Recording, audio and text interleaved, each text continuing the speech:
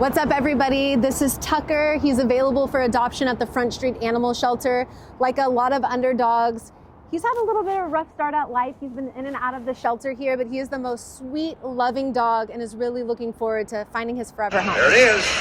200 hits for Steve Sax. And today we're sitting down with a baseball legend, Rookie of the Year, 5-time All-Star, and 2-time World Series champion. But beyond the rings and the spotlight, Steve Sax's story is about resilience and what it really means to fight through adversity. Steve Sax. Hi, Sarah. Thanks for coming on UnderDOGS. My pleasure. My pleasure. It means so much. My pleasure. We talked on the phone before you came, and I asked you what dog you identify with the most, and you said a German Shepherd. Yeah. What do you think this breed says about you? Well, I am half German, Okay. so that's the head up right there about being a German Shepherd. But I like the dog because they're very loyal dogs. They're athletic. They work hard, and that's what I felt I had to do as a professional athlete for all those years. And I think this breed right here is pretty much like what you have to do to be successful in athletics. Yeah. Solid dog right here. Yes. And this dog, you have Adopt Me on it right now. This dog is one that, you make a quick movement, you can tell that he's a little bit shy. Right. He's a little bit maybe trusting. He's got to get over that hump. But he really is a sweet dog. So I hope somebody gets him. A little trust issues like all of us have. Yeah, sometimes that's true. That's true. Tucker. We're here in Sacramento and at the Front Street Animal Shelter, and you grew up here in Sacramento, and I'm just curious, like, what was baseball like back when you grew up here? Well, I grew up just about 3 miles that way in West Sacramento. Actually, this is considered West Sacramento, I believe, right now. And baseball was like just what they call old school. Yeah. It was there was so much tradition that people wanted to adhere to. Respect for the game, play the game right, all those type of things that you hear from kind of like old school guys like me really personified what baseball was like. And people talk of now that the 80s and 90s and all those years were the best years of baseball because it was baseball in its true form, where the players would police the game themselves. Yeah. There wasn't so much interference with umpires and rules and whatever. Baseball just let it breathe a little bit. Pitchers took care of the game, and you played the game the right way, and that's what was great about it. What's crazy about your story is you grew up in Giants country. Yeah. And then you obviously played for the Dodgers. Mm-hmm. What was the rivalry like when you grew up? And do you remember hating the Dodgers, the team that drafted you? I do, and that's kind of shocked me with that shirt you were wearing when I walked in here. But, I wore it for you. No, thank you.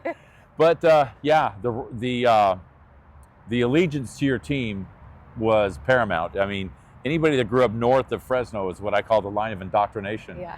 Because you grew up north of Fresno, you loved the Giants. If you grew up south of Fresno, you loved the Dodgers. And so growing up here, I grew up just absolutely hating the Dodgers. I hated Steve Garvey. I hated and now he's like one of my best friends. But but that whole thing about being loyal to the Giants, which I was. I wanted to be a Giant growing up. Yeah. And then the Dodgers drafted me. So. They just weren't loyal to you.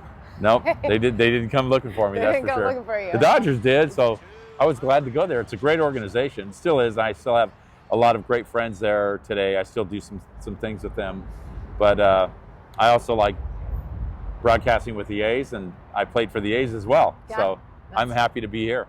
We're going to get to that. I'm also curious just what it was like, the rivalry when you were in the dugout there. Like, do you have any cool stories of what that was like? Because it was super heated then. Giants Dodgers. Yeah. Oh, huge. Giants-Dodgers, yeah. When I first came up in '81, Reggie Smith, I'm sure you've heard of Reggie Smith. Yeah. He was on our team. He was a big, strong, athletic guy, and he didn't go away from a fight. He didn't cause them, but he certainly didn't run away from them. And there was this guy right behind, on the side of the dugout, I guess, a Giants fan, that said, "Look, I'm going to hit you with this helmet." It was helmet night, right? And everybody got a helmet. And he pointed Reggie out. Says, "I'm going to hit you with this helmet." Oh, Reggie says, "If you hit me with this helmet, I'm going to come up the stands and beat you, where." Yeah. And guy kept faking the throw, and Reggie just stood there, and the guy threw it at him. Oh, man. Man, Reggie came unglued. He went up there in the stands. He got a hold of this guy, and he was going to just eviscerate this guy when the police intervened and took the guy out. Now, to get the guy out, you have to remember he was hanging onto the pole, the railing. Is there video of this? I don't know. I probably is. Okay. You can see it. And the police were beating his hands with the baton to get his hands off of the railing. I can only imagine what happened to his hands. But from what I heard, they took him underneath the stadium and just let him have it. They just whooped this guy. And the old-fashioned way. That's the way it was when I came up. So the guy threatened Reggie, and he actually threw the helmet, and Reggie just went after him. So that was my indoctrination into the big leagues. You were just talking about 1982. Mm-hmm. You were 22 years young. You won Rookie of the Year that year. Yeah. I mean, were you just like riding high? What was life like then? It was amazing. And playing in LA was pretty special because they really touted their athletes. Yeah. And there was a lot of athletes there. And I can remember I was with the Nike Corporation. That's who my contract was with. And my first full year, I was actually my second year, I was living in this penthouse that Coca-Cola owned, because they had this deal with me to kind of like let me live there for a year, and I won't go with another soft drink company because they were thinking about doing some deals with me, whatever. So I came out of the place, and I didn't know that Nike was doing this because that's who my shoe contract was with. And on the side of this building that was like 20 stories up, I was on the whole building, sliding in with the Nike thing on. And then, and I lived actually hooked onto that building. So I walked around the corner, and my parents were on the freeway. They were able to walk along on the side. They have the walkway on the overpass. And they were there, and they took a picture of me standing next to this building. It was like I was a dot, and I was just this giant, picture of me in my uniform sliding with the helmet flying off and all that. It was a Nike ad. So that's what it was like back then. It was kind of different than it is now. Were you single then? Oh, yeah. I was 22, 23, yeah. That must have been pretty fun. Single in LA, Rookie of the Year, just playing some ball and loving life. It was so funny because you'd walk out of like a thing that you were doing, like a signing or whatever, and people just like it was like you were one of the Beatles. They just wanted to touch you? Yeah, you're like, whatever. It was like you're one of the Beatles. Yeah. It was crazy. I mean, I think back to what it was like then, and it was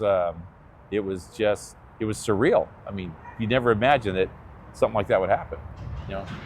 What's crazy about your story is like 1 year you're on top of the world, and then the next year something changed. And it's crazy because now they didn't call it the Yips back in the 80s. Like they didn't have a name for it, but they called you an idiot. Yeah, they're like, what's wrong with this guy? Get him out of here. But right, easiest thing in the world. I'm sure that was just so tough for you, especially with the season that you had before. But just a lot of the audience probably don't know exactly how it happened. Just kind of break it down. Like, when did it first happen? Like, when did you notice something was off? Oh, I remember when it happened. It was a game against Montreal, and there was a play in the outfield. A guy was going to try to score from first, and I was a cutoff. I was the lead on the cutoff, and they threw the ball to me, and I turned and I hummed the ball home. Didn't need to because the runner had stopped at third base.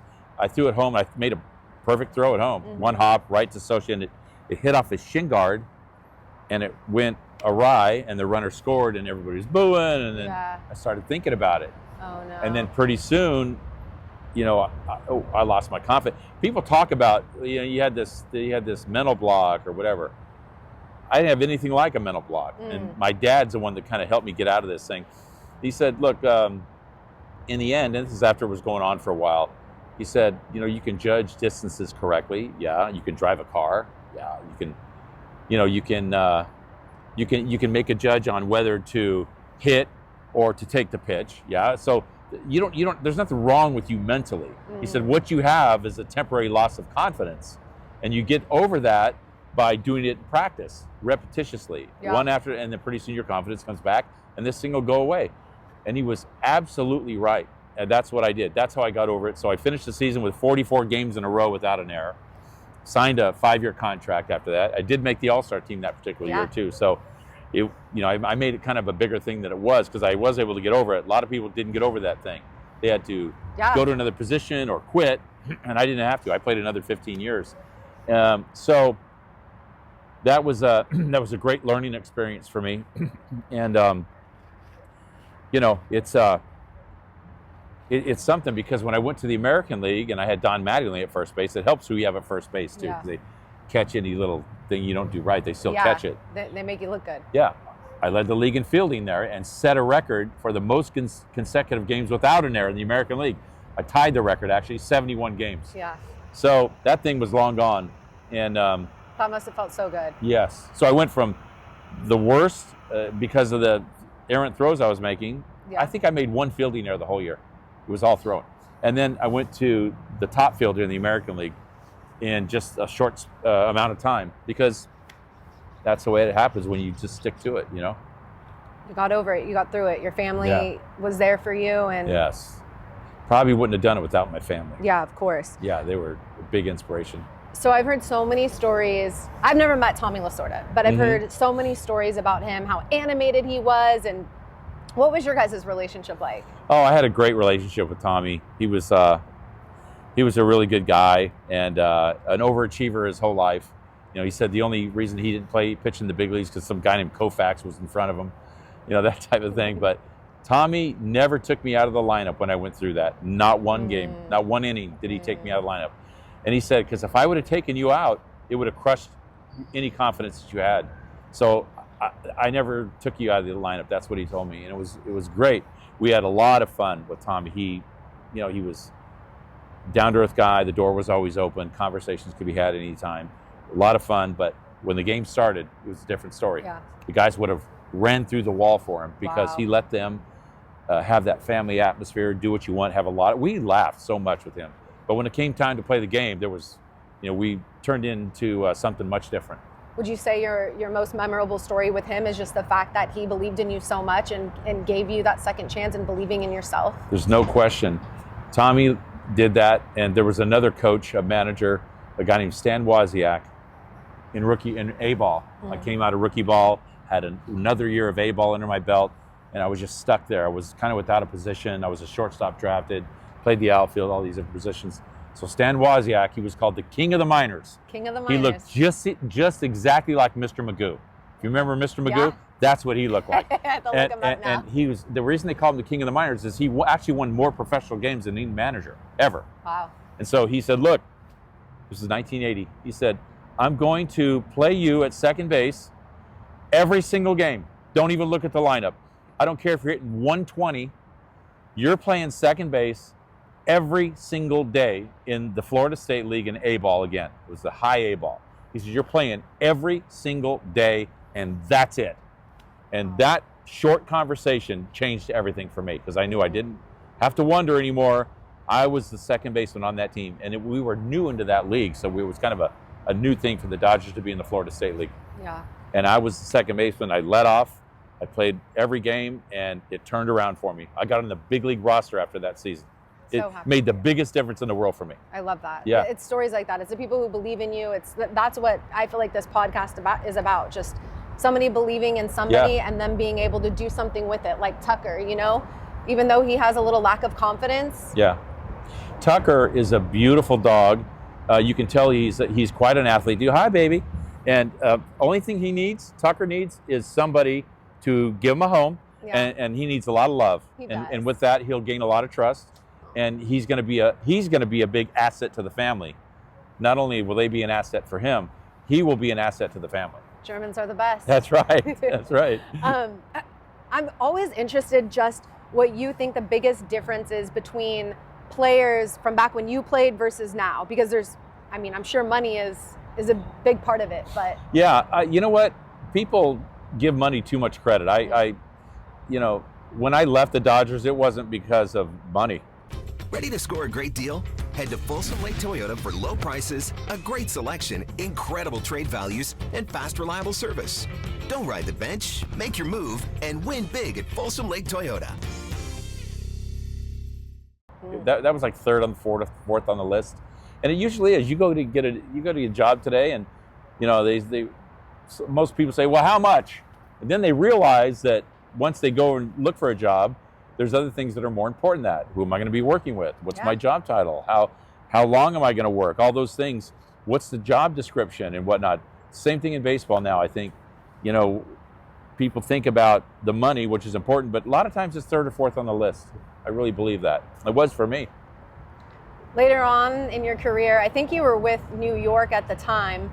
but you turned Hollywood on us. You were in LA. You didn't turn Hollywood on us when you were in LA, but you decided to do it when you're in New York and do The Simpsons. Yeah, that's what I'm getting at.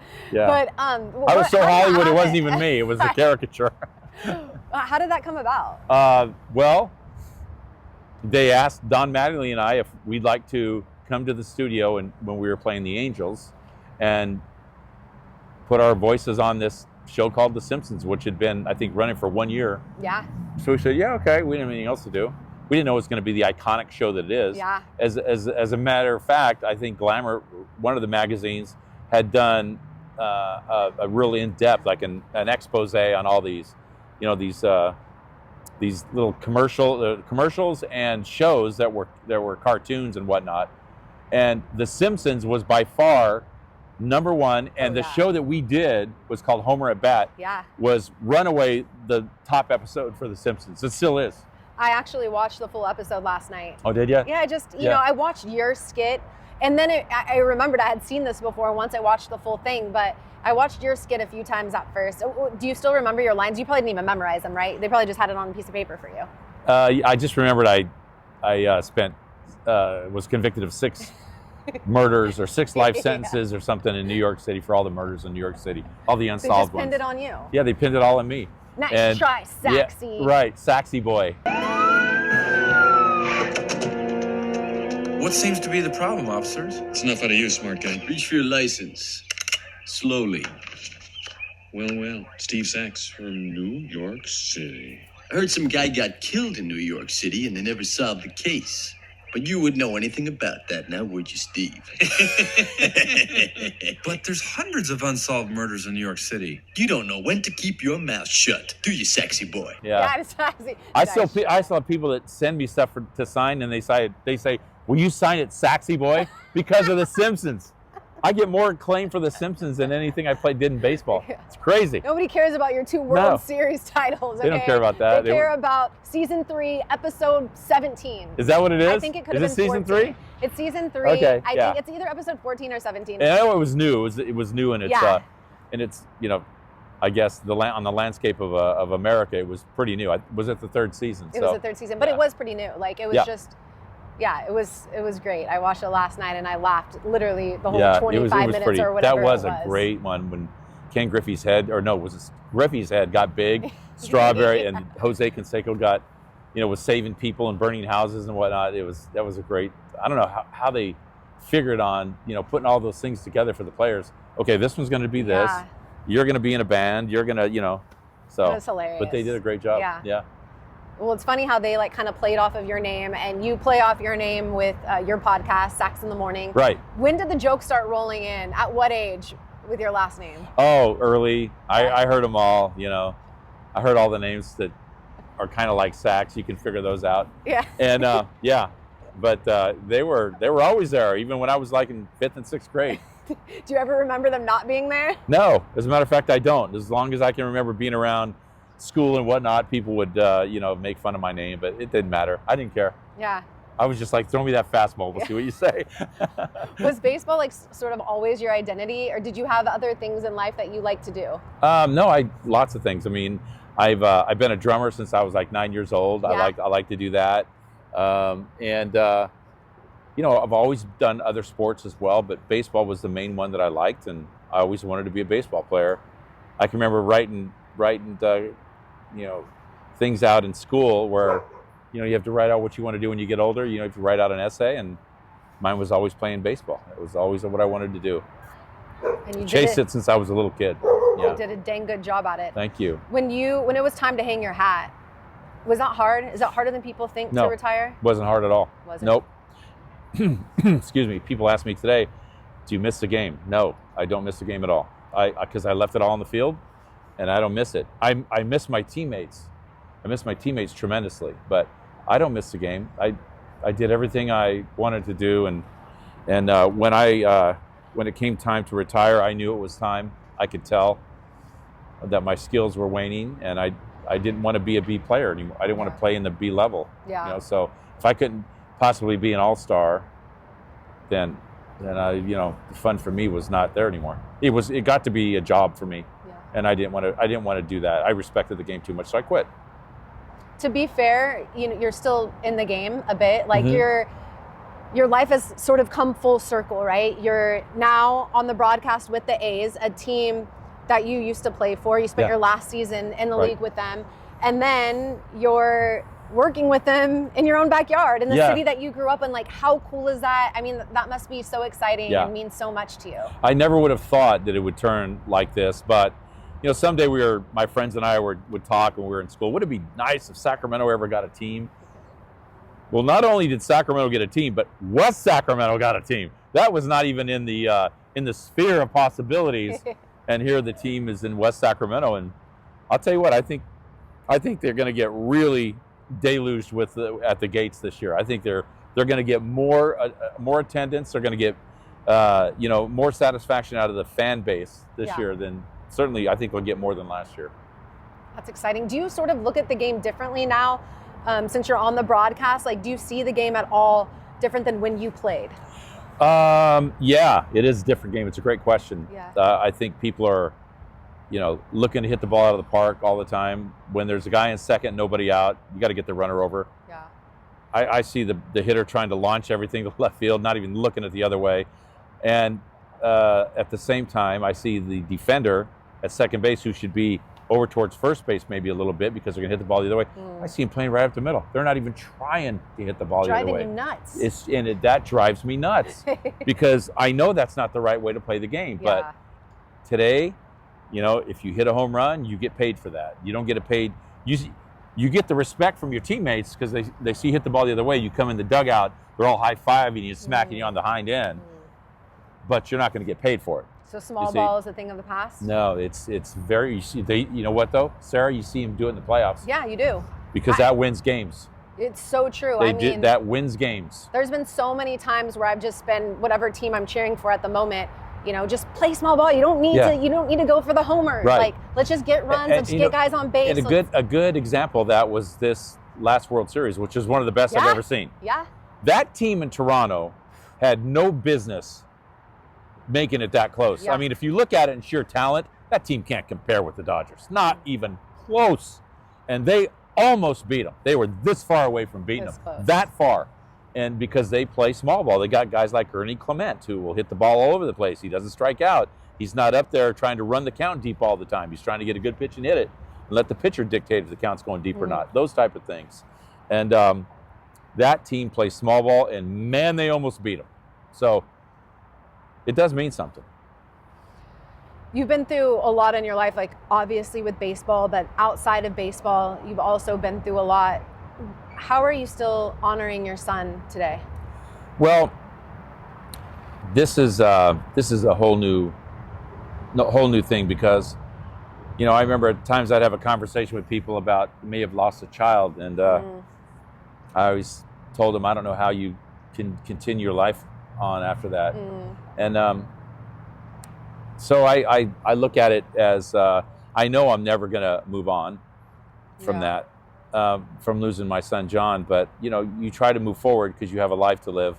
But one thing is, I know that in talking to my second grade catechism teacher, Sister Michael, I talked to her. She's been a big source of help for me in the times I've spoken with her. Matter of fact, she opened up the last fundraiser that we did for my son John right here at Dusty Baker's Winery here in West Sacramento. And she was there. She's still amazing. She said, "Well, someday you're going to see John again, just like you saw him in real life." And I really believe that. I'll see him in heaven, and I'll see him exactly like I used to. So that's one thing that keeps me going about it. So I appreciate you opening up about that. I know it's not easy. You started a foundation in his honor. Tell us a little bit about that and what that means to you. Well, we have a Steve Sax Family Foundation, which honors my son John. And this is a foundation that is going to help others become aviators like my son wanted to. People that have aspirations to become a great aviator like John did and was able to do it. We're going to help other people do that as well. Also, John loved physical fitness. He was big on, he was a great athlete. Like his dad? Well, I don't know about that, but Johnny was a real good athlete. And So we're going to help other people, like if they want to get it, further their field in physical fitness, we're going to help them too. So it casts a pretty good net, the foundation does. And we plan on doing some really good stuff this year for the foundation. So, and when we do that, we honor him. And that's what I like most about it. Does that help with the healing process? It does. And it helps when we talk about it. It helps when we celebrate John, which my family have a big, very close family. And we do that. We talk about him every night at dinner. My brother, who lost his son as well, him and John were the same age. He lost his son within a year of me losing my son. No. So unfortunately, my brother and I know what that pain's like. Yeah. And it's even brought us closer together.